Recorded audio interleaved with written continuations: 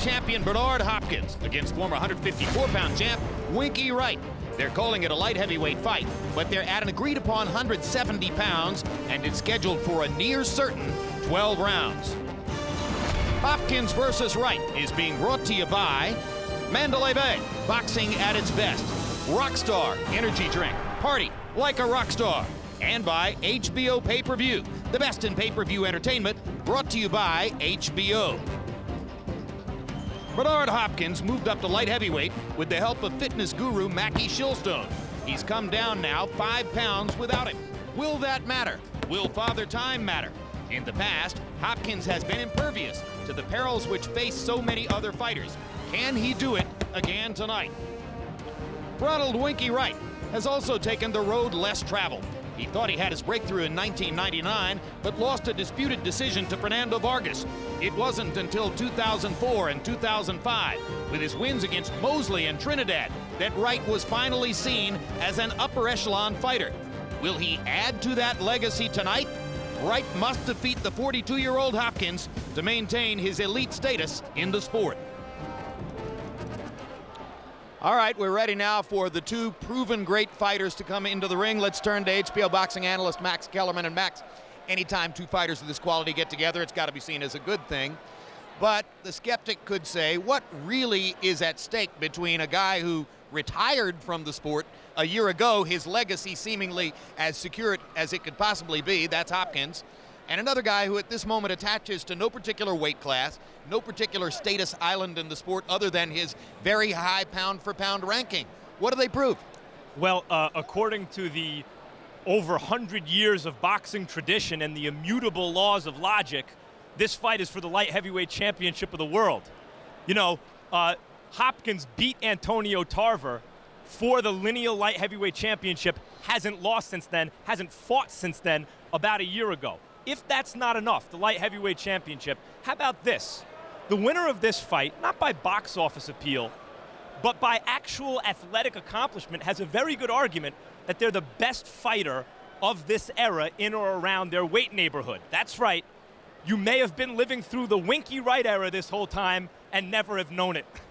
Indeed. I mean, it's amazing that these guys at this moment can make a statement that maybe they meant more competitively over the past 10, 15 years than even Roy Jones and Oscar De La Hoya, who've gotten so much more publicity and so much more adulation during that period of time. But maybe that happens because they're both great stylists, and because, Emmanuel, as we've said over the years in all sports, defense ultimately wins championships. They're both great defenders. So if they're both great defenders, but one of them is a guy who throws a sparing, limited number of punches, Hopkins, and the other guy in most recent fights has been throwing 60, 70, 80 punches per round, isn't there an enormous advantage for Winky Wright because he lets his hands go? It's interesting, Jim. 5 years ago, the roles would have been reversed. You would have been asking me to just opposite, because at that stage, Winky Wright was a tight defensive fighter, very economical with his punches. Even when he fought Trinidad, wouldn't throw too many punches. Bernard was the executioner then, a very rough, tough, aggressive guy. The roles are reversed. Winky Wright now is the guy that comes out and just throws punches, trying to get points to the bank. So starting with the Jermaine Taylor fight. And Bernard is economically now trying to be more of a counterpuncher and pinpoints his punches. I think the real key to this fight is going to be Bernard Hopkins' legs. I think that even though on record he's the older fighter, I still think he's a younger fighter in terms of the way his body is and the way that his legs is. If he can move around and punch and get in and out, he has a good chance of winning. But also that would determine whether the fight's going to be exciting or not. It's the way with his legs. If his legs doesn't move too good, it's going to be an exciting fight. Well, what an amazing statement. I won't argue with it. And only in the world of Bernard Hopkins could this happen. A 42-year-old fighter is going to try to win the fight with his legs. Rules, excuse me. Tail of the tape for Bernard Hopkins and Winky Wright. You see the 7-year age advantage for Wright. 2.5-inch height advantage for Hopkins. Arm length measured from the armpit to the end of the fist, the same for both fighters, and they both weighed in at the agreed upon weight limit of 170 pounds, 5 pounds below the light heavyweight limit. Rules of the bout with our unofficial ringside scorer, Harold Letterman. The Bernard Hopkins Winky Wright fight is scheduled for 12 rounds using the unified rules of the Association of Boxing Commissions. There is no 3 knockdown rule. Only the referee can stop the fight. In case the cut is caused by an accidental headbutt, we go to the scorecards if the 4 rounds have been completed, and you cannot be saved by the bell in any round, including the 12th and final round. Jim.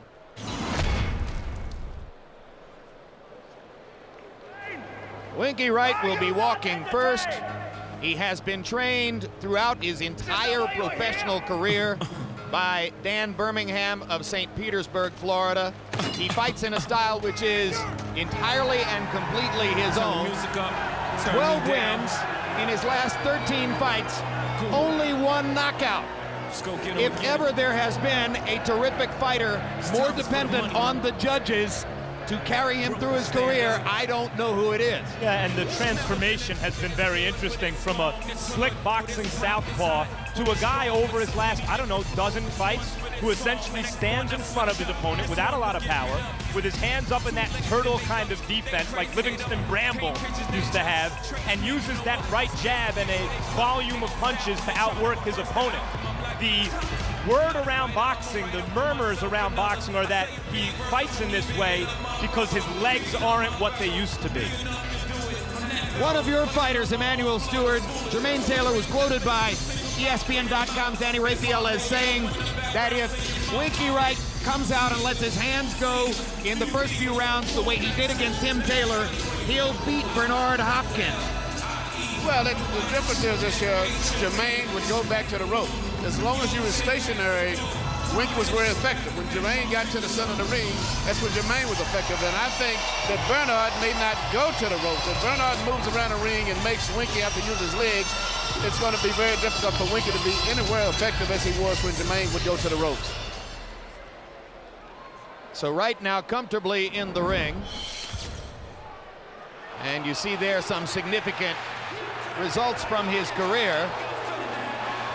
To listen to Winky Wright talk, you would think that he's never lost a fight. Indeed, maybe he's never lost a round.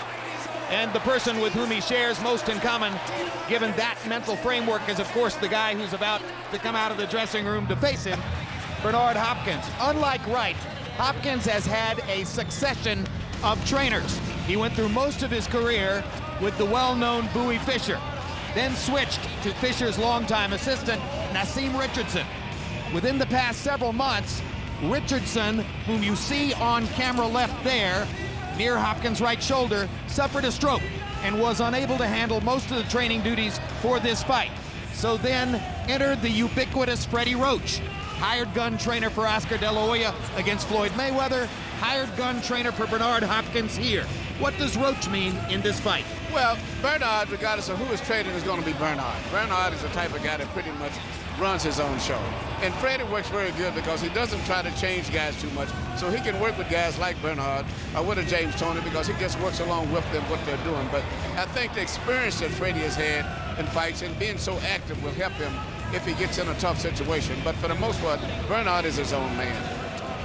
Incidentally, in case you're wondering why Hopkins is not yet walking to the ring, it's because a video with highlights from various of Bernard's ring appearances is playing in the arena, and right now the crowd is being given a chance to watch the video, and Hopkins will wait until the video is completed before he walks in. And because both fighters generally do depend on the judges, Max, and neither has been a knockout puncher in the past several years, most anticipate that this fight goes to a decision. And part of what's happening here is because Hopkins is the home court fighter fighting for the promoter Golden Boy in a town that can be called a Golden Boy town, not necessarily the Golden Boy town. And some wonder if Hopkins' status in that regard may ultimately figure into a close decision. Yeah, I wonder, given, as you said, their skill level and their penchant for going the distance in recent years in hotly contested contests, can either one of these guys win decisively enough where the majority of observers say, yeah, that guy really won the fight? That's the question. Most particularly because Hopkins, in my view, Emmanuel, is by nature so cautious, he's not even trying to win rounds by wide margins. I think he lost the 2 fights against Taylor largely because he wouldn't extend himself to try to put a definitive imprint on any of those 24 rounds. Yeah, so you know what you said earlier when you described the fight, you said it's going to be a close fight, and the winner's going to complain that he was robbed with his other one. That was the two guaranteed things he said.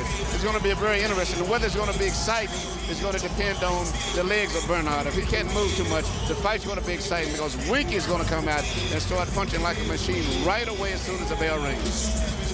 Incidentally, Bernard Hopkins no longer, as you see, wears the executioner's mask, though he still identifies himself on the back of the robe as the executioner.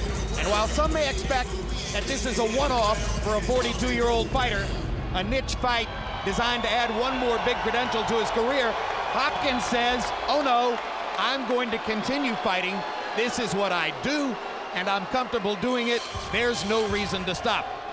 No, you know, he only quit because he made the promise to his mother. And if his mother hadn't passed, I'm quite sure he would have convinced his mother that he should still fight because he's a very convincing speaker. And you saw there in the list of fights for Hopkins his win over Tarver last year, just to emphasize the point that Max Kellerman made a little bit earlier. Hopkins beat the preeminent light heavyweight in the world when he beat Tarver. Therefore, you can see the light heavyweight championship of the world as one of the stakes in this fight.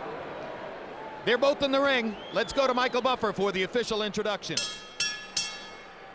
Ladies and gentlemen, from the Mandalay Bay Resort and Casino of Las Vegas, Oscar de la Hoya's Golden Boy Promotions, in association with Winky Promotions, are proud to present the main event of the evening. 12 rounds of boxing recognized by the Bible of Boxing, Ring Magazine, for the light heavyweight championship of the world.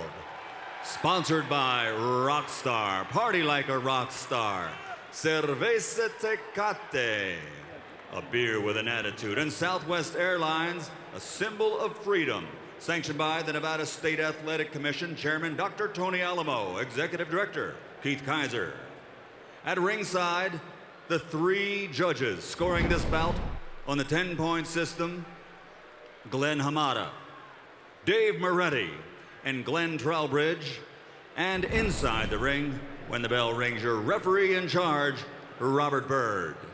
And now, for the thousands in attendance and the millions watching around the world, ladies and gentlemen, let's get ready to rumble!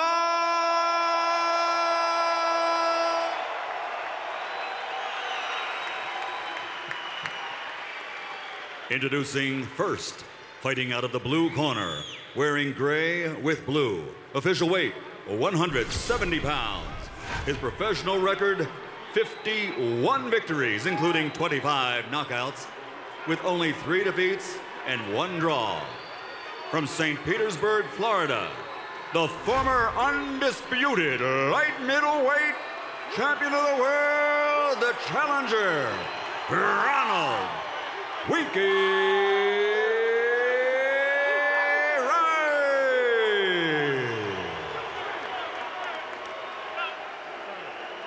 And his opponent across the ring, fighting out of the red corner, wearing blue, official weight 170 pounds. His professional record, 47 victories with 32 knockouts, 4 defeats, 1 draw, and 1 no contest. From Philadelphia, Pennsylvania, the former undisputed middleweight champion of the world, the reigning and defending light heavyweight champion of the world, Bernard, the Executioner Hopkins.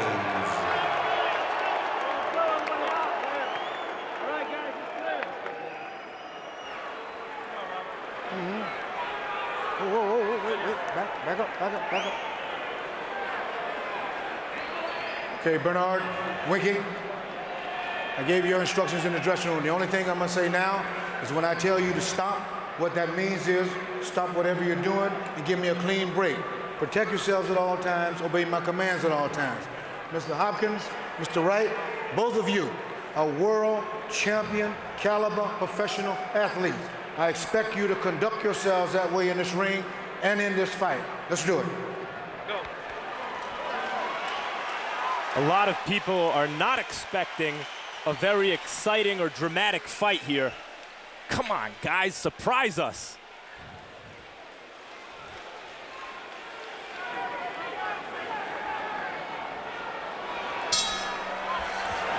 Both fighters contend that they will surprise the audience with an active, energetic, and exciting fight. But of course, both fighters were trying to sell tickets and pay-per-view subscriptions prior to the fight, so you would expect them to say that. What fans who suspect the worst are looking for is two defensive fighters polishing their defensive styles against each other.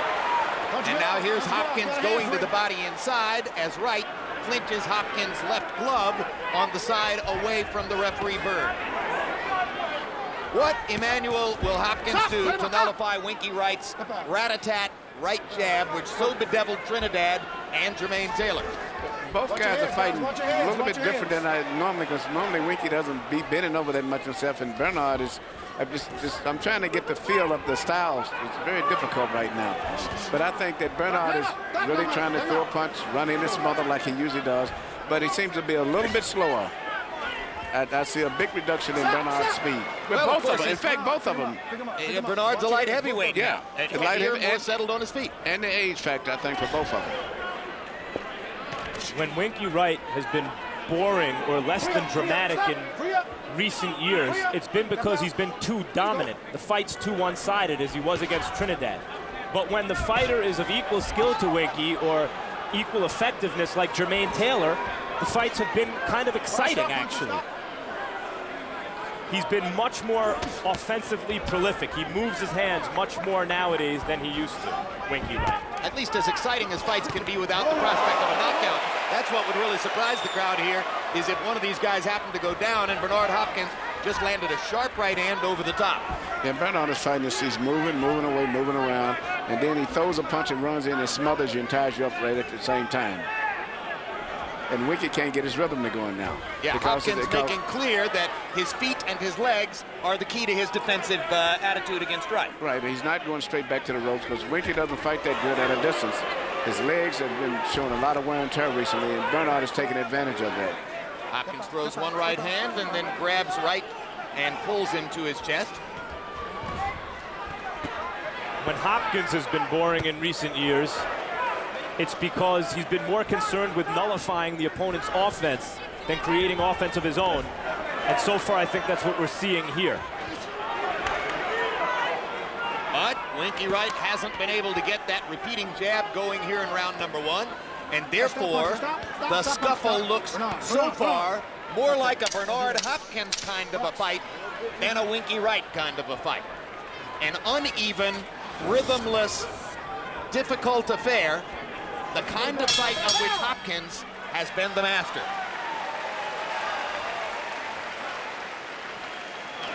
Put the left hand behind the jab. More 1-2s all day. He's open for it. Take that hand. Relax, Wink.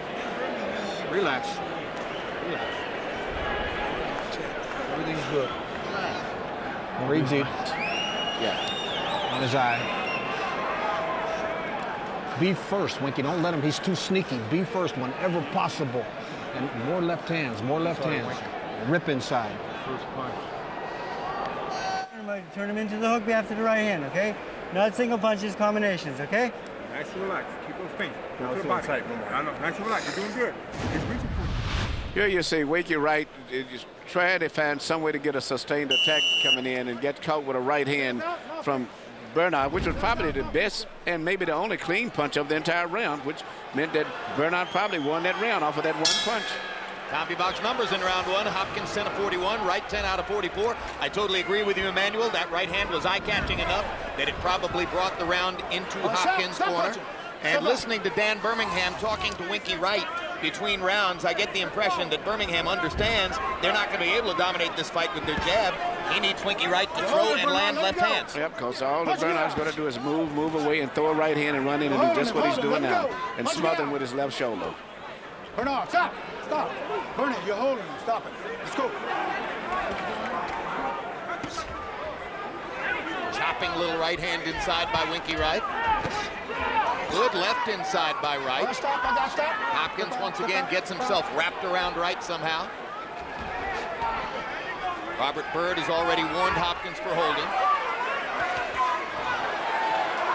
Wright getting his right glove up and blocking Bernard Hopkins' left hook.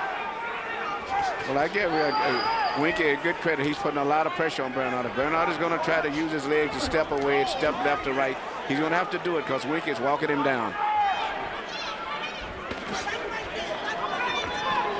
Straight right hand for Hopkins, a grinning Wright, Free up your hands. starting to move more toward the kind of rhythm he wants to establish. You got to give Winky Wright a lot of credit. A guy who spent most of his career at junior middleweight, not a big puncher, a guy who's been criticized as having having his legs really not being what they once were, is walking down and forcing the fight against a bigger, more natural light heavyweight. There was a sharp right hand in there by Winky Wright. Let's go. Well, Winky right now is really pushing the fight. If he doesn't get caught with some of those little sneaky right-hand leads that Bernard is trying to do, he'll do very well. Because Bernard finishes up almost every right hand with the left shoulder. Wright doing everything possible to try to keep his hands moving, let them go, pumping to the body when he gets inside. Another good quick right hand there by Winky Wright. Hopkins has landed some rights and lefts in return this round, but nothing particularly eye-catching. There's a lot of grabbing and walking and holding and pushing. Like old fighters do. As we expected would be the case. I got you. Stop! Let him out. Step out. All right. Hopkins, who averaged only 19 punches thrown per round in the first half of his first fight with Jermaine Taylor, and generally has averaged about 35 punches per round in recent years, got off 44 in the first round, has thrown more than 40 in this round. So Wright has succeeded in stepping Hopkins' work rate up just a little bit. Will that create some opportunities for him? Kind of remains to be seen. The second round seems to have been a little bit more what Winky Wright and Dan Birmingham might have had in mind. Yeah, I think I would give that round to Winky. He's trying to run numbers on you. He's trying to run numbers. You didn't land in the cleaner shots, but he's running numbers on you. Run them numbers back on the inside. You don't have to load up. Nice work. Nice work, man. Drop the left hand down a little bit. You're coming up too high. He's dropping. Every time you punch, he's dropping down. All right, drop it. Get out to the side, okay? Remember, don't move straight back with this fella, okay? This man, okay? You move back in a straight line, you'll be on the end of a shot, okay? You move off an angle, okay? Just like we did in the gym, okay? Come on. You're smarter than this guy, okay? Keep turning them after your combinations. Beautiful, okay? Everything's working. The body shot, the jab put together. Let him rush. Good job. At your own pace. He's trying to rush. Seconds out, mouthpiece. Jabs through the second round. Hopkins 1 out of 15, and you heard Freddie Roach say the jab is working. He's landed 1 out of 15 by CompuBox count. Winky Wright 12 out of 44. Hopkins with an advantage in power connects. 17 to 11. Bad cut, but bad. And that's what happens sometimes between a southpaw and a conventional fighter. Well, the thing is, Bernard has a history of headbutts in fights, and that's what even Jamal fighters, and that's the main concern that Winky's had going into this fight, that he's complained about continually about Bernard's head. Wright has very prominent eyebrows, and he said to us yesterday in the fighter meeting, I'm as concerned about his head as about anything else. Bernard was grinning when he walked away. He was grinning. Let's go. So now with blood coming from above the left eye of Winky Wright, they go back to fighting in round number 3.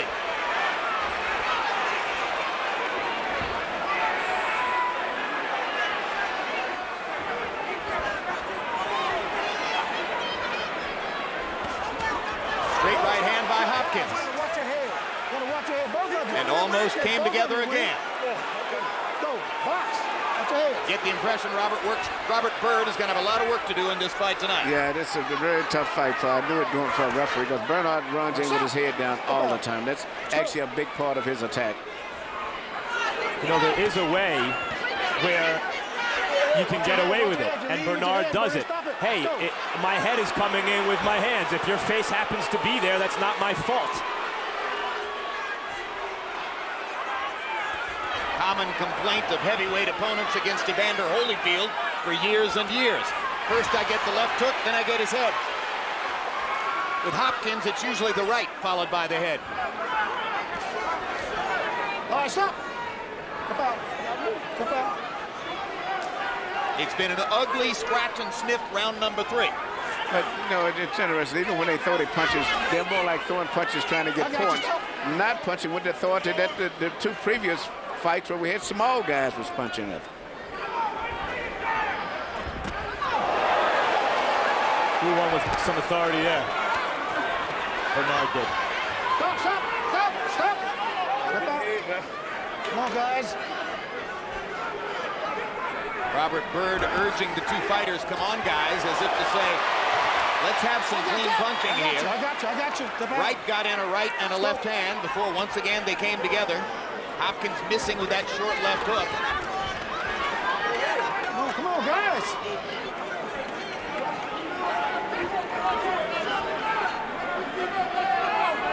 Emmanuel, what do you think of Winky's legs so far? Bernard was alluding to Winky's legs when we were talking to him yesterday. How do Winky's legs look to you? Well, they don't look good. That's when I was giving instructions when he fought Jermaine Taylor, where I kept telling Jermaine, keep him in the center of the ring, because Jermaine would beat him in the center because I knew he has bad legs. But when you're closer, they can get you in the ropes like that. Winky's very effective, but he doesn't have the legs that he used to have. Bernard Hopkins scored with a straight right hand. Wright came back with a good flush straight left. Then they scuffled again in one of those exchanges where nothing clean seems to land. Wright turns to talk to Byrd. Hopkins tries to jump him with a right hand. There's a lot of blood over the left eye of Winky Wright. Not a pretty picture.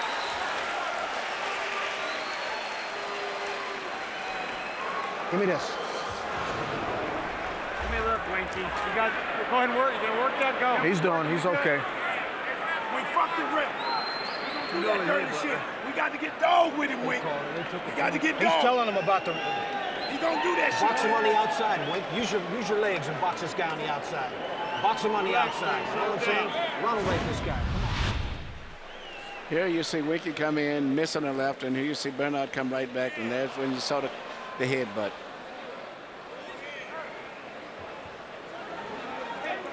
Hopkins, of course, would say, hey, all I did was turn my shoulder into him. He's the one who put his head on mine.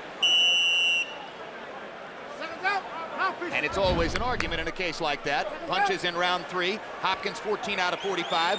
Wright 12 out of 51. Hopkins with a 12-7 advantage in power connects according to CompuBox. Difficult round to score, as many of these rounds figure to be. Harold, how do you have it through 3? Look at you, 2 rounds to 1, 29-28, Ronald Winky Wright. Jim, I gotta tell you something. I think Bernard Hopkins is holding like men. He held in round 2, he held in round 3. He's going backwards, running away, and then he grabs Winky, and Robert Byrd hasn't said a word about it. I think he's getting away with murder as far as holding goes. Winky's doing the punching, and he's not grabbing. 2-1, Winky. Let me correct one thing. Byrd did warn Hopkins once for holding, so he has said something about it once. I'm sure, Harold, you would like to see him say something more often than once. But, of course, Byrd has a lot to watch out for here, given the possibility of headbutts between the southpaw Wright and the conventional fighter Hopkins. You know, for a halting, ugly, fouling kind of fight, it ain't half bad. No, it's not. And Bernard's legs is not as fast as I thought, so that's why the fight is good. I think if he could move fast, it would be a boring fight. But right now, he cannot move too fast, and Winky's closing the gap. And now he's becoming more of a stationary target, which is what Winky fights his best at. Now, it was interesting. One member of Winky Wright's corner was screaming at him because of the headbutt, saying, you got to jump him, you got to dog him, you got to show him he can't do that. But the cooler head was trainer Dan Birmingham, who said, box him from the outside. That's what you can do. But Bernard is very dangerous still, because he backs back, and then he's trying to catch. See that those are just like point-getting punches, not really power punches.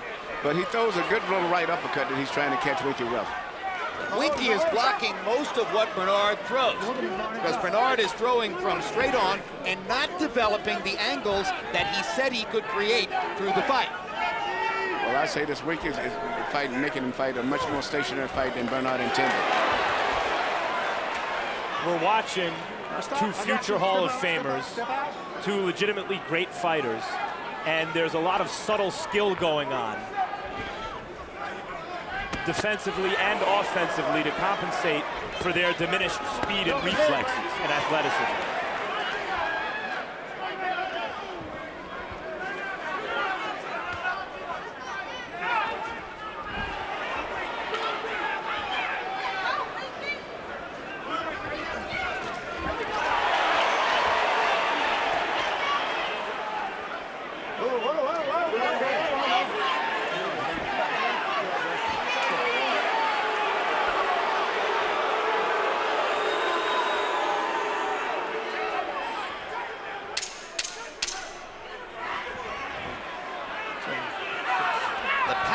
Begins to emerge is exactly the one I envisioned. Hopkins doesn't land enough showy, eye-catching punches to be able to score evenly with Winky Wright.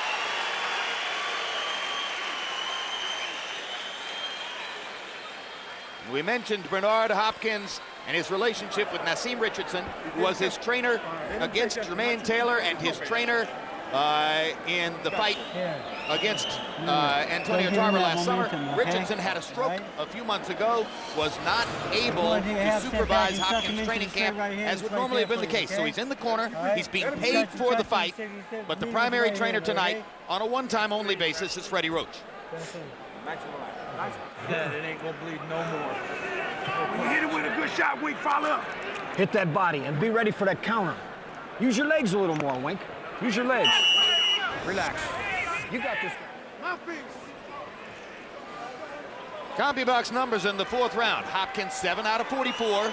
Wright 15 out of 63. Wright 9-7 power connect advantage. And again, as I said at the end of the round, Hopkins doesn't land cleanly enough or showily enough most of the time to match what Wright is able to do in scoring. Winky Wright's not going to hurt anybody the way he punches, but he knows how to show the judges a clean landed punch. Watch your heads, watch your heads. I think he hurts people a little bit more than he's given credit for. And I also think, Jim, that he's actually winning these rounds. He's actually landing more punches. Winky Wright, that is. I agree. But Bernard might settle down and start trying to get some power punches, just like right there. Good right hand by Bernard Hopkins inside. I can see his steady his mind. I see he's trying to land punches. Pick him up, Bernie. Pick him up. Pick him up. Bernard, you got to watch his right hand, his left shoulder, and his head. Those are the three things you have to watch for all the time. And he's trying to land a good power punch, but most of his punches are just little tit-tat punches. What do his shoulder, head, and right hand tell you? Come out. How can you tell when he's getting ready to measure Winky for the right hand?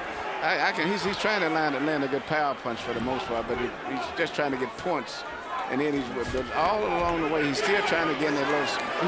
He'll move from you and get you so carried away with trying to catch him, and then he'd run in and throw the right hand and duck his head at the same time, and he'll catch you. Like that. Yeah, and he'll catch you unexpected. Good left hand by Wright. Hopkins with a chopping right over the top.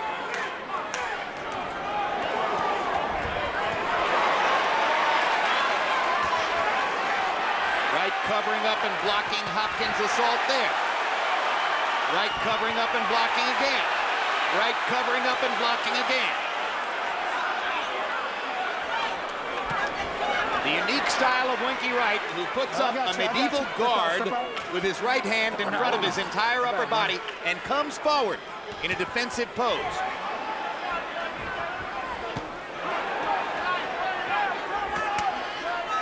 Sometimes, just to make sure the judges understand, Wright will shake his head following the opponent's flurry to make clear nothing landed. But Bernard is fighting the smart rounders. He's moving a lot with his legs, moving, throwing his little point, getting punches real quick, tying him up. Let him go, Bernard. Let him go. Probably winning this round. Stop. I got you. Blood beginning to trickle again from the cut above Winky Wright's left eye. Once again, that came from a headbutt in the second round. Don't lean on that. Stop. I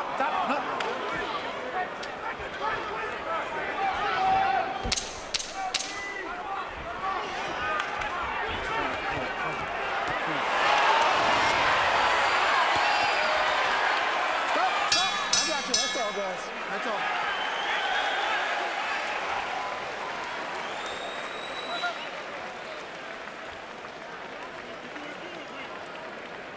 ain't nothing but a scratch, Wink. That cut ain't shit. Remember, we got it. Ain't even bleeding. That ain't shit. We done been scratched. We done been cut worse than that in a kiddie fight. That ain't nothing. Keep fighting, champ. You're doing good. Bend your knees. Don't paw that jab. Start snapping that jab in that left hand. More one. You got more 1-2s. Otherwise, he's gonna counter you with that right hand. If you land a left hand on him, you'll be safe. Okay. It's easier, right? Yep. Use your feints and your head movement, son, okay? And the shoulder movement, okay? Don't be a still target in front of him. Feint, head movement, open him up with them. All right? He'll reach for everything, I promise you. Okay? All right? He's gonna reach for your jab, and the hook's gonna be right there. I got you, Coach. All right? CompuBox numbers showed Winky Wright doubling Bernard Hopkins' number of connects in the last round. Now, you heard Emmanuel Stewart praising Hopkins for fighting a smart round and suggesting maybe he won it. But I think that Wright lands more and cleaner punches. But I think Bernard is moving around. He's got Winky turning and pivoting a lot.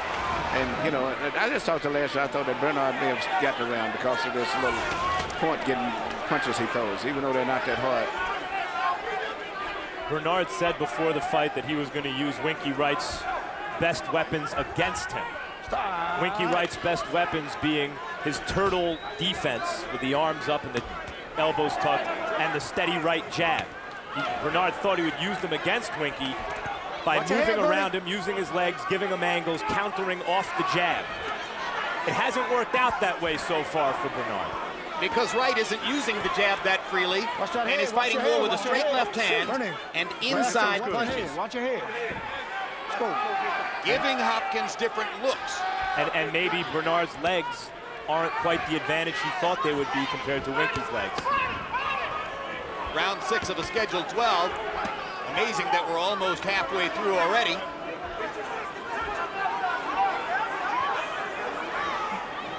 All right, you hook. I got you. Step out. Step back. And as long as that's what's going on, nothing's going on.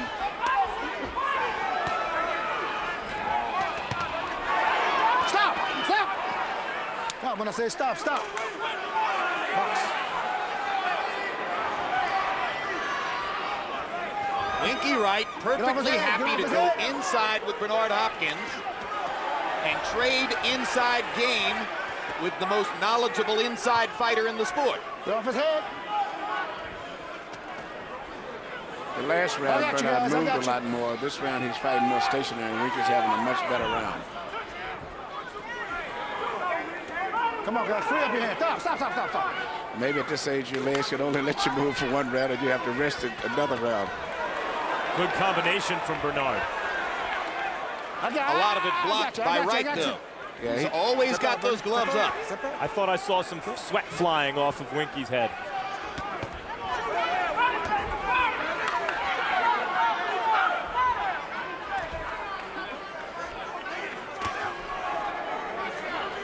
You know, listening to the three of us, we find it hard to agree on what we're seeing. You can only imagine how difficult it is for three judges sitting on three separate sides of the ring. Oh, yeah, I got you. Stop, stop, stop, stop, stop. In terms of the way this is playing out, the fear that neither guy would be able to impose himself, and whoever gets the decision, the other will complain, seems to be realized so far. I got you. And the harder the rounds are to score, listen for the bell. In my experience, the more often there are at least hints of political implications in the scoring. Because judges have to hang their hats on something. This is a rough fight to score. To me, I'd say it's going to be very difficult. You know, Bernard is moving around, throwing them little flurry, little punches with no power, just try to steal the right. And Winky can't get his rhythm to going. When Emmanuel Stewart says off the top he can't understand quite the rhythm of the fight yet, that means no one can understand. It can't be understood. On my head. Keep it on my head. Little angles in front of him, you hear me? All right? Start turning him into his body shot. And he hitting and holding. We cool, though. Come on, Wing. Let's go. Come on, baby boy. All right. Okay. Watch him, bro. Don't let it get wet. Let's fight, Wing. Down the rim. Come on, champ. Make it a dog fight, Wing. Let's go.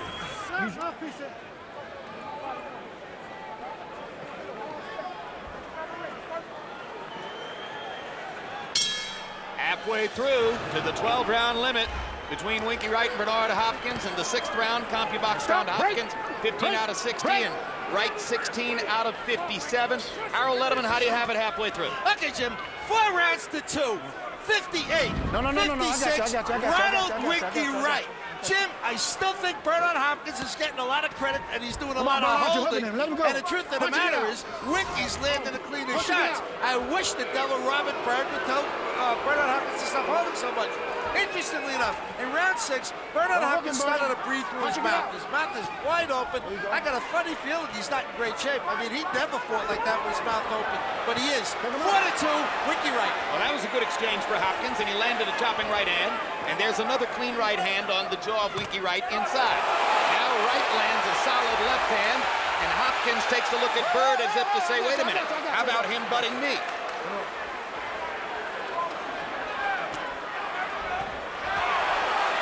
So far, Hopkins' best weapon other than his head has been that counter right hand that he lands cleanly occasionally and hard.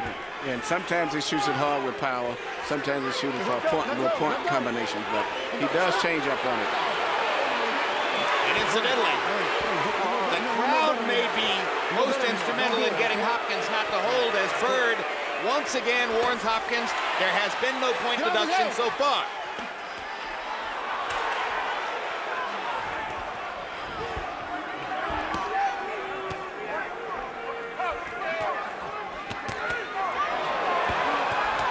Gets in a solid right. Hopkins gets in a quick right hand. Wright nods at Hopkins as if to say, okay, you landed one right hand shot. I'm coming right back at you. But Bernard is moving enough where Winky can't really get him in the corner and get a good flurry off. Stop. Looked to me as though Bernard landed several good shots in that exchange. All right, let's go. That's all he wants. He's getting his points up. Very good point getters. Winky having to literally chase Bernard across the ring to try to get in a body shot. Hopkins walks away again. Now a counter right hand to the body by Hopkins as he suddenly plants and turns on Winky.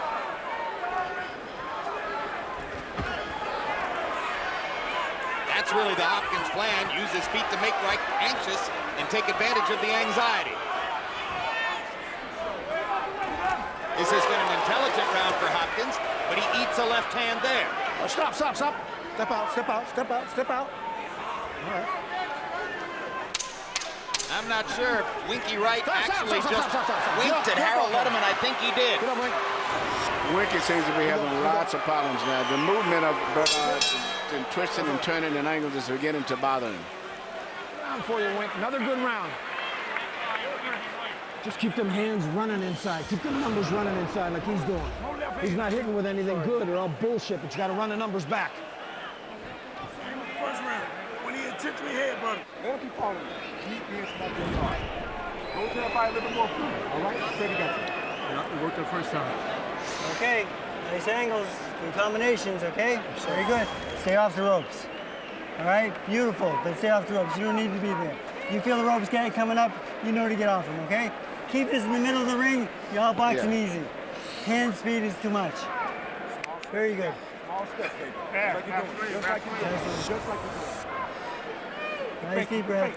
Keep those things going. He's falling everything he's going. Take him to school. CompuBox numbers through round 7. Bernard Hopkins, 80 out of 347. Less than 25%. Winky Wright, 99 out of 384. About 26 or 27%. You're all right. Wright looking at his right eyebrow now to see if that had opened up, as the left eyebrow has been open for several rounds with occasional blood dripping on Winky Wright. Stop. Let him out. Two of the most willing talkers in the sport. You spend time chatting with them the day before the fight. It's important to keep in mind that neither man has ever lost a round, much less a fight. And neither is going to think that he lost many rounds here. You know, and I can understand that, having watching both of these guys most of their careers, Winky since he was 17 even, I've never saw anybody really dominate either one of them. All right, stop.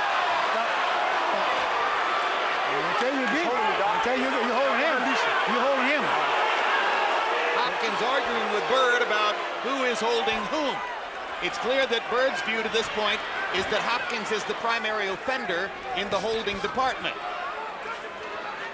I got you. Now Hopkins holds his left arm up as if to say, look at me. They both fall into a clinch and then open their hands while they still clinch with their arms to show, no, I'm not clinching. Both are two great fighters, both are my friends, but I see age from both of them tonight. Well, 42 against 35. Yeah. And you're the one who said yesterday, Emmanuel, the 42-year-old guy is, to me, the younger fighter. But I get the impression he's not as young as you thought he was. No, he's not looking as young. But Winky's looking a lot slower to him, lethargic himself, both of them. So it's like an even match now. Both have had a lot of rounds. Neither has been a knockout puncher. Both are accustomed to constantly going the distance in their fights. It's a lot of work. And both guys are fighting tonight. They're throwing punches the way Right they hand do by Hopkins. to win a fight. By Hopkins. Those are Hopkins' two best punches in a while. Sharp right hand and a quick left hook. Hopkins has landed the hurting punches in this fight.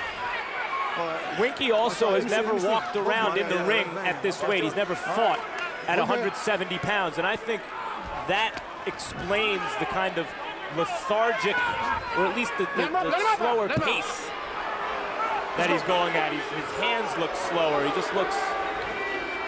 Well, and he's only the latest in a long line of opponents to learn that it's almost impossible to force the pace against Bernard Hopkins. Yep, and then Bernard is moving still. He's giving him angles, as I said earlier. He's moving around and making Winky use his legs more than most of the fighters that Winky Wright fights.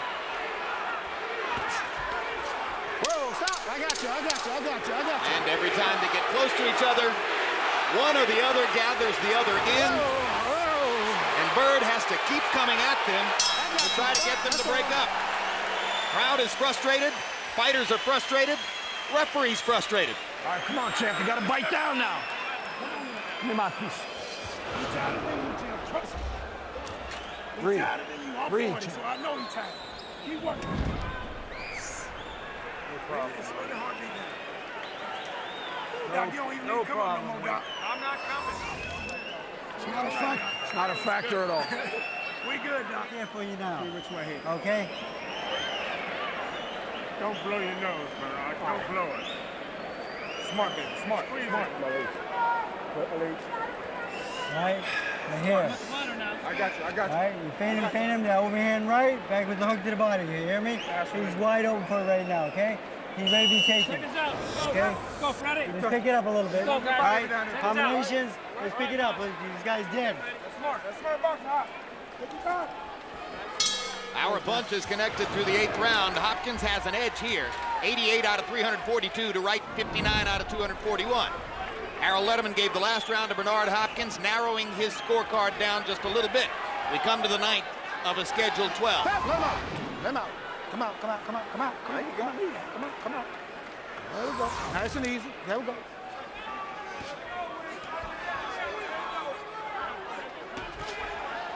Don't push. One reason Bird has been reluctant to assess a penalty point so far is that everybody knows this is likely to become a close fight on the scorecards, and one penalty point could swing the competition one way or the other. No referee wants to be the one who decides a fight between two fighters of this caliber. You know, and that begs the question. Other than making some money here, what's the point of the exercise? Well, you said it was for the light heavyweight championship of the world, Max. Yes, I did, and yes, it is. But I'm thinking about Chad Dawson watching these two go at it right now. That's exactly what I was thinking, too. Well, one thing I'm pretty sure of, Chad Dawson's faster Both of you guys, and more physically vibrant. In an old light heavyweight division, Chad Dawson is a young athletic star. Well, and it's a mark of Dawson's anonymity to this point that for whoever the winner is, as they look for another big money fight down the road, the next matchup probably isn't in this division, but rather at 168, where you might want to fight the winner of the fight between Joe Calzaghe and Mikkel Kessler coming up this fall. Particularly if it's Calzaghe, who has the bigger name and more money. Step out. The blood is really flowing now from above the left eye of Winky Wright. Do you think it's bothered him in the fight, Emmanuel? Yes, I think it has bothered him. But, you know, both he and Bernard are real good veteran fighters, so I think they learned how to, he can adjust and handle it. Jermaine Taylor got a win over Bernard Hopkins here in Las Vegas in their first fight, with blood streaming from a cut on his forehead. Almost anyone that fights Bernard stands a good risk of being cut, normally from a butt. Stop, step out, step out, step out, step out, step out, step out. And you look at how Winky's face is shaped and the prominence of those eyebrows, you just knew that it was a very strong possibility here tonight. Step out, Bernard, step out. It's not that it's the worst fight in the world either. These guys have produced some action, even if it's kind of awkward action. Stop. But they're pretty evenly matched. It's difficult to score. Next time you do that, and they're clearly no longer in their primes. And now Bird says that he's one more hold away from assessing a penalty point against Hopkins. And that would be a big event in the fight if it happens. Stop. Hopkins backing up, trying to get away from the hold, trying to avoid the penalty point.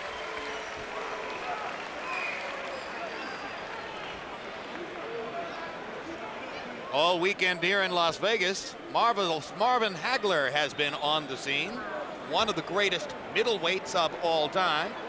One of the men against whom Hopkins constantly compared himself during his long reign over the middleweight division, his 20 consecutive successful middleweight title defenses. Where does Hagler rank in your middleweight pantheon, Emmanuel? You may not believe this and go along with it, but I would have Marvin for middleweights. I rate him #1. I think he would have beat Monzo. Ray Robinson was mostly his great fights was welterweight. When you look, we just saw the middleweight fight because he was older then. But as a welterweight, Robinson was the greatest welterweight. But I think that Hagler would have beat Monzo too. Can't worry about it, Winky. Can't worry about it. A beautiful shot of Las Vegas by night. Lots of great things going on outside the arena. The Bengals are playing at the beach tonight. And we return to the ring to find out if this burning is an internal flame. And as we get to the 10th of the scheduled 12, Harold, how do you have it through 9? Okay, Jim, 6 rounds to 3, 87-84, Ronald Winky Wright. Jim, I don't know. I can't get myself to score a fight for a guy that holds constantly. I think Winky is scoring the better shots. Bernard is just faking it. He throws a shot and he grabs. You know, he smiles, makes it look good. But the truth of the matter is that's what he's doing. Throwing a punch and grabbing. On the other hand, Winky's landed the cleaner shots. 6-3, Winky Wright. That's one judge's opinion. Others may vary. I got you. Considerably from that view. Just for clarification, Harold, are you saying that because there's not much to choose from, you're going to take the guy who's doing less holding?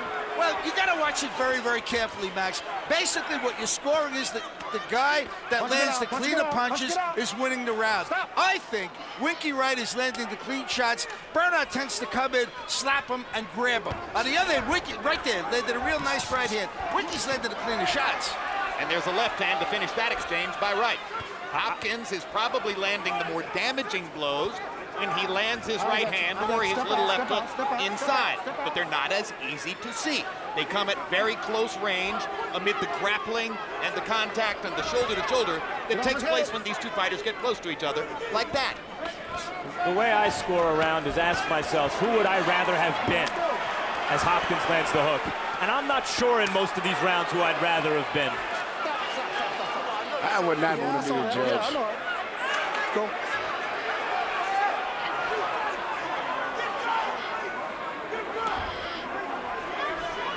I'd rather be the lead singer of the Bengals. Stop.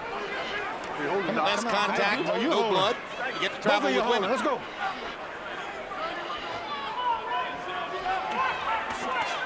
Hopkins with a good right hand there. Winky grins at him. They go back to grappling. And at the end of this round, who would you rather be, Winky or Bernard in this round?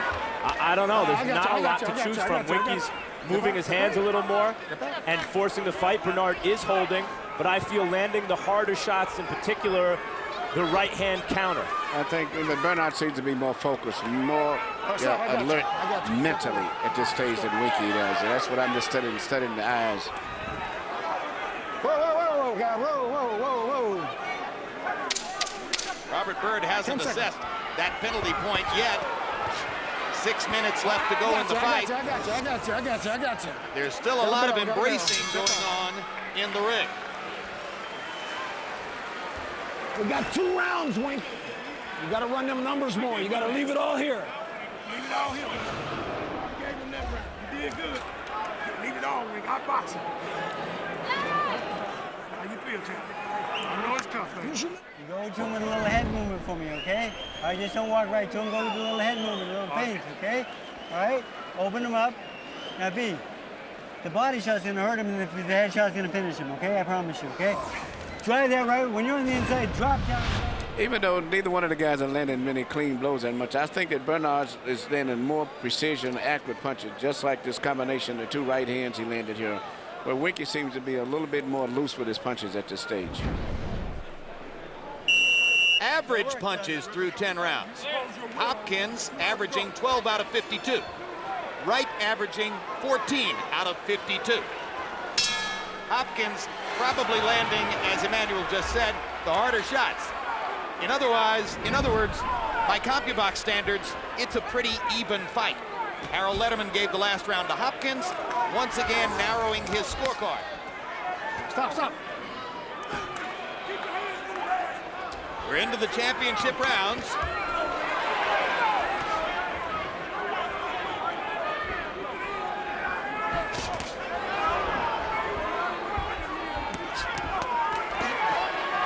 I got you. I got you. Come on, you guys, both of you are dumping in. Now, come on, fight. Stop, I got you. Stop. Step out. Let's go.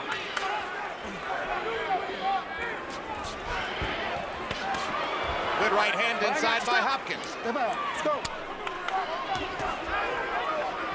Wright with a chopping left hand over the top that made partial contact. Come on, guys, I got you. Step out, bro.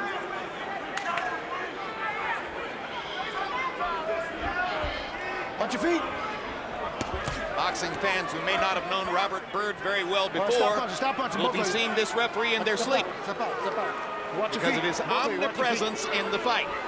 Necessary omnipresence.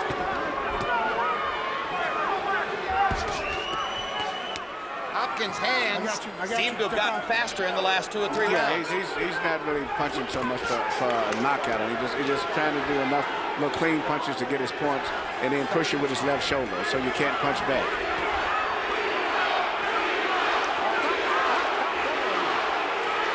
Crowd chanting, B-Hop. You know, these guys are older and clearly no longer in their primes, but I don't know how much different the fight would look or how much different it would be on the scorecards had they met in their primes. 10 years ago, Bernard Hopkins always kind of fought this way. He wasn't the prettiest fighter to watch. Effective, but not so pretty. Stop.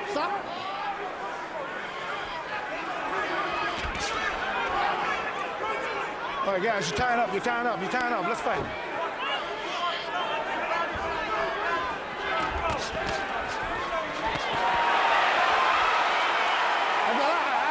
I got you. That's the way that Bernard is fighting to steal the decision. Hopkins continues to lock up Winky Wright's right arm with his left. Robert Byrd continues to bend over backward to make sure that he doesn't assess a penalty point and decides the fight. Listen for the bell. We got 1 round to go. Does anybody know who's winning this fight?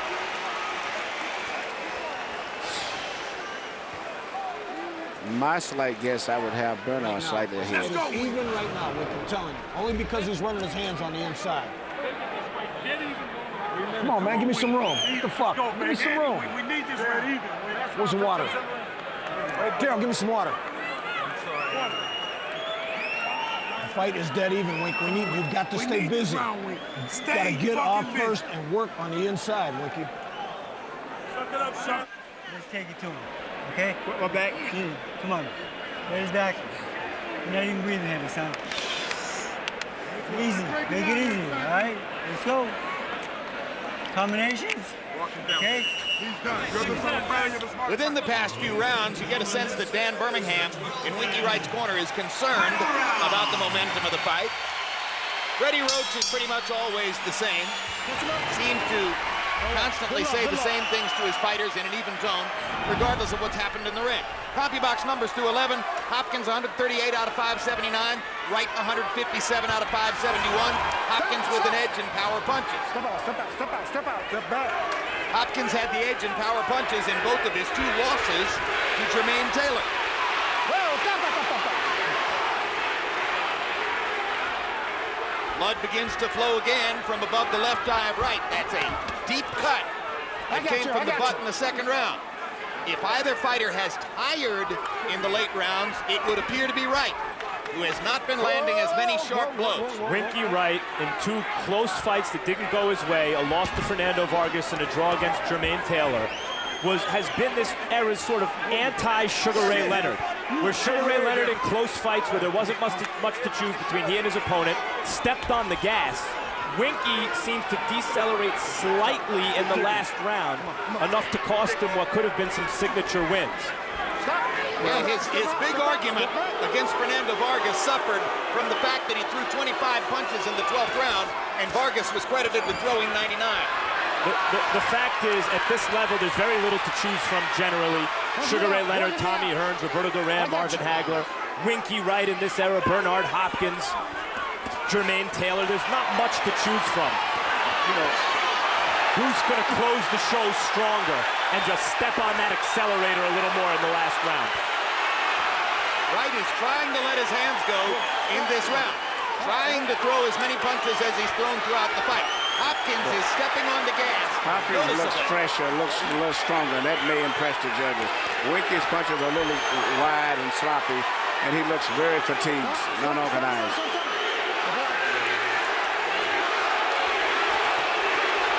Again, the chant of B-Hop, B-Hop. Wright got in a couple body shots before they hugged again. I got you guys.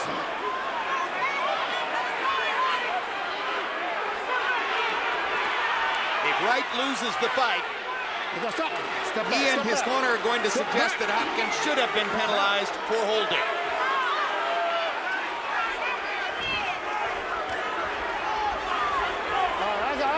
I got you. Step up. Step up.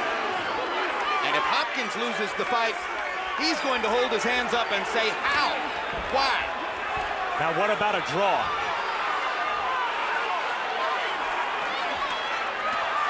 Like kissing your sister, which this fight, they've done a lot of that. Yeah. Winky's form and composure is so bad here that it's going to be hard to see them give him this round. I agree.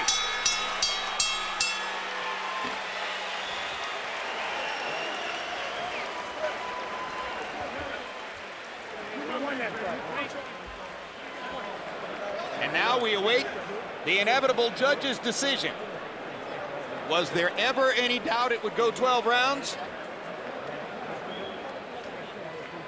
There's a lot of head shaking in the ring in both corners. And there you see how Harold Letterman's scorecard wound up. And that, coming into this fight, is what you would call smart money. A smart judge winds up at 114 apiece. And there was a lot of smart money in the hotel the last couple of days, which understood that a draw was as likely here as in almost any fight you can remember. And here are the judges who will have to make this extremely difficult and probably unrewarding decision. Glenn Hamada had Trinidad De La Hoya a draw, 114 apiece. Dave Moretti, one of the 5 Nevada judges who preferred Taylor over Hopkins in their 2 fights. Moscow, I got it. Bernard Hopkins is above us, and speaking to Emmanuel Stewart and myself as I go through this, Glenn Trowbridge, the least experienced of the 3 judges, had Moskayev ahead of Rockman going to the 12th. Bernard Hopkins smiling and celebrating for the crowd on this side of the ring. Winky Wright in the corner with his group. Michael Buffer's ready to tell us if there is a winner. Ladies and gentlemen, here at the Mandalay Bay, we go to the scorecards. Glenn Hamada, 116, 112. Dave Moretti, 117, 111. And Glenn Trowbridge, same score, 117 to 111. all to the winner by unanimous decision, and still light heavyweight champion of the world from Philadelphia, Pennsylvania, Bernard, the Executioner Hopkins. So it turns out that all three judges were less impressed with Winky Wright's clean punching in the middle stages of the fight than was Harold Letterman, and Hopkins gets a unanimous decision. And as the decision was being read, Winky Wright's manager, Jim Wilkes, stood above us and shook his head demonstratively in both directions, letting us know from the get-go what the right reaction to this decision will be. Final CompuBox numbers will show a small numerical advantage for Wright, landing 15 more punches, throwing 22 fewer, landing at a 3% higher connect percentage. Jabs, this will show a big advantage for Wright, landing 78 more, throwing 189 more, and winding up tripling Hopkins' connect percentage on the jab. So Bernard Hopkins won the fight, at least in the eyes of the three official judges, in the next category, power punches, where Hopkins landed 63 more, threw 221 more, and landed at a slightly higher connect percentage. Ironically, in those clinches where Hopkins was never penalized for holding by Bird, and that may well have been a very good decision, I'm not criticizing it, in those clinches on the inside at close quarters, that's where Hopkins won the fight. Let's go to Max Kellerman in the ring with the winner.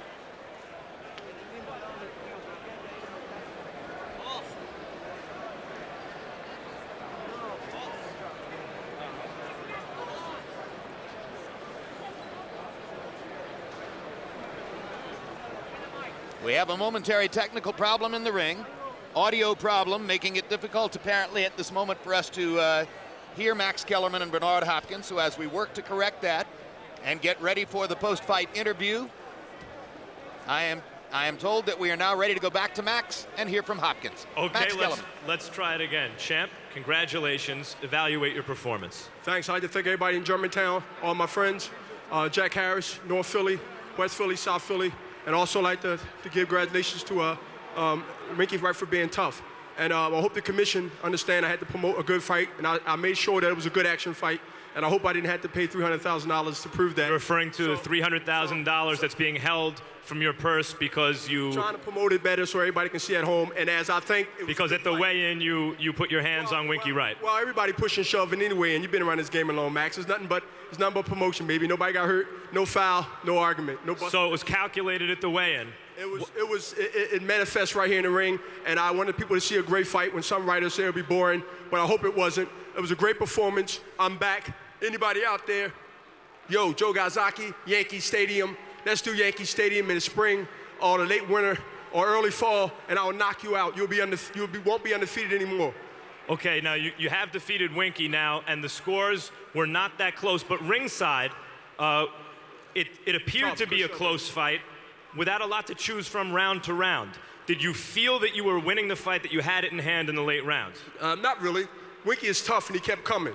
You know, we had a thing at the press conference. Winky been around the game. He know me and I respect him. He know I respect his family and everything. The thing at the press conference, nothing but to hype it. I hope I put some extra dollars in his bank account by pay-per-view numbers, because that's what it's all about. We businessmen, and he know there wasn't no ill intent. It's just something to make things hype. That's boxing. It's been like that for years. And you can see Winky, he obliged what's happening, not only tonight, but what we did prior to this fight, man. So it's all good. They got a good performance. Boxing is back. Golden Boy is putting the best shows on, and y'all seen it today. And Winky, he ain't going nowhere. He gonna give anybody trouble, and I know why Jermaine Teller don't want to fight him no more. What about the headbutt? Winky seemed to think it was intentional. We'll ask him in a second. What was the intent? Well, Bird, the referee, told both of us, southpaws and orthodox fighters, as you know, Max, I don't want to put words in your mouth, but we tends to cross feet. Here it is, champ. We tends to cross feet and tends to lean in, and that's what happens. I'm going under. See, he coming to me. Max, he coming to me, and I'm coming down. I'm not even looking at him. So he really came to me and fell on me after he threw a punch and leaned in and fell into me. It was an accidental headbutt. I mean, film no lie. I didn't stick my head out and accidentally try to. It happens with southpaws and orthodox fighters. We tend to cross feet and bump heads. Before the fight, you pointed to your legs. You said your legs felt great against Tarver, and you thought your legs would enable you to win this fight. Did your legs feel as good as you said? Because they didn't look quite as much better as Winky's legs as you were making it sound before the fight. Yeah, because I did a lot of offset movement, like Freddie Roach, John David Jackson, and Brother Nazim from afar was telling me to bait him in, because he reaches with his jab. So I had to go back and use my energy with my back legs a lot more, and I trained for that. You know, Max, that was a tactic skill. If you've seen it, it was called the bait and fish. The bait and fish. You give it the bait on the hook, and when the fish get next to the hook, you pull it back a little bit, and then you reel him in, and that's what I was doing.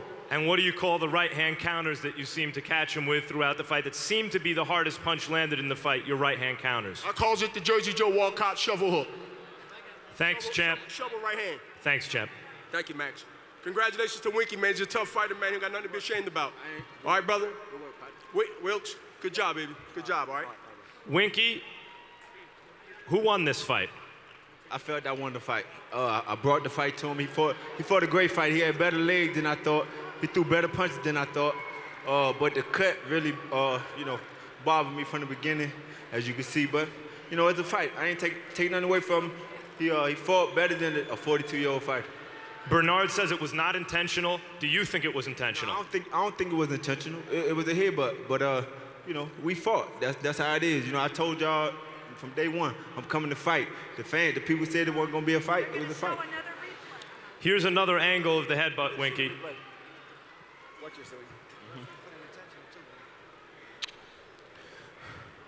You see, here, get a head, bam, right there.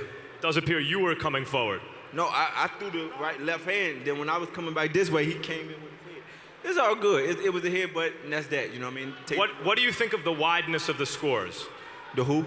The fact that the scores weren't closer than they were. Oh, that was crazy. That was real crazy. I thought I won, and I thought it was a close fight. I definitely didn't think I lost by that like that. You seem to be putting more effort in this 12th round than you did in the Jermaine Taylor fight.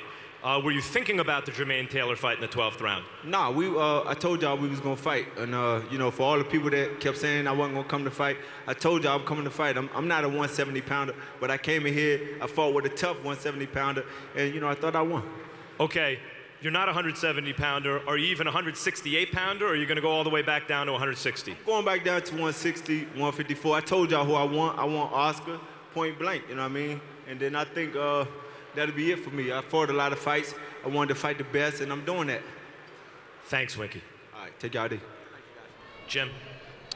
All right, thank you very much, Max Kellerman. And you heard both fighters expressing what they want for the rest of their careers, but in all probability, neither fighter moved forward toward anything big or exciting as the result of the nature of tonight's fight. Hopkins gets, however, a very satisfying win to add once again, Emmanuel, to his legacy.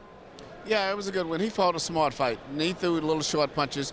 I had him winning the fight all the way. You started off, he won the first round with just a one blow. He definitely, I felt, won the last round. So just those 2 rounds alone gave him an edge. But, it was a lot of wear and tear I saw on both of them. And I know even though Bernard is looking forward to fighting Calzaghe, he needs to take a second thought about that, because I saw a lot of lack of speed on both guys' part tonight. Well, Joe Calzaghe, the 168-pound champion about whom Hopkins is talking, number one, has an extremely difficult assignment this fall against Mikkel Kessler of Denmark. Kessler is younger, maybe faster, more powerful. A lot of people are picking him to win the fight. On the other hand, if Calzaghe gets past Kessler, he's a magnificently high-speed fighter who throws balanced combinations with both hands, and it's going to be hard to see him looking that way against Hopkins because, frankly, nobody looks that good against Bernard Hopkins. No one looks good against Hopkins. Winky Wright. And you put those two guys together, we had an ugly fight because we had two guys who fight ugly fights for the most part. But, right now I think it was a good victory for Bernard. He's, it helps his legacy or whatever, and I think he needs to seriously look at maybe moving on. I really don't think there's nothing better he's going to accomplish. He should stop. He's on top right now. And the trick to being a winner in anything in this life is knowing when to stop. Yeah, and, you think of Calzaghe if he gets past Kessler and he has the option of fighting people like Jermaine Taylor, who's talking about moving up to 168, like Kelly Pavlik if he's able to beat Taylor this fall. It's quite obvious that he has better business options than the notion of fighting a 42-year-old fighter at this point. As for Wright, He calls out Oscar De La Hoya. It seems abundantly clear to me at this point, coming off of the loss, Winky's going to be foraging for whatever fight he can get at this point, and it's not likely to be a star like Oscar De La Hoya. No, if either one of these guys fight anybody, they'll be used as a stepping stone, a big name. I don't think they would be a serious contender for any of the fighters out here today. I really would like to see both of them quit. All right. Max Kellerman, you said at the beginning of the evening that this was for the light heavyweight championship of the world. If so, you worry a little bit, it seems to me, about the light heavyweight division. Although we mentioned Chad Dawson, and he's a young, exciting fighter. You know, Winky Wright, I'd like to think that some of the kind of lethargy in terms of the way he was moving was due to the weight. You know, he's 170 pounds. He's just not used to the weight. I'd like to see him at 160 pounds and what he can still do there against maybe the winner of Taylor Pavlik, especially if it's Pavlik, because Taylor's moving up to 168 pounds. As for Bernard Hopkins, he told us yesterday, in fact, that the ring retires fighters. Fighters don't retire from the ring. And the ring hasn't retired Bernard Hopkins yet. Nope. Nor apparently have the fans, because the crowd here was chanting, B-Hop, B-Hop, meaning that somehow late in his career, this fighter who struggled to get an audience for so many years despite his enormous accomplishments, even while his style and his physicality have diminished, maybe because he talks so well and so much, he's finally generated the kind of audience that he struggled to get for a long, long time, back when he was greater than he is right now. But his accomplishments are still meaningful, and his legacy continues to grow. Congratulations to the 42-year-old Bernard Hopkins. Well, thanks very much for being with us in Vegas tonight. Hopkins versus Wright has been brought to you by Mandalay Bay, boxing at its best. Rockstar Energy Drink, party like a rock star. Tecate Beer, cerveza with an attitude. Southwest Airlines, symbol of freedom. And by HBO Pay-Per-View, the best in pay-per-view entertainment, brought to you by HBO. We'd like to thank the following internet partners. And so for our entire crew, I'm Jim Lampley saying so long from Las Vegas, Nevada.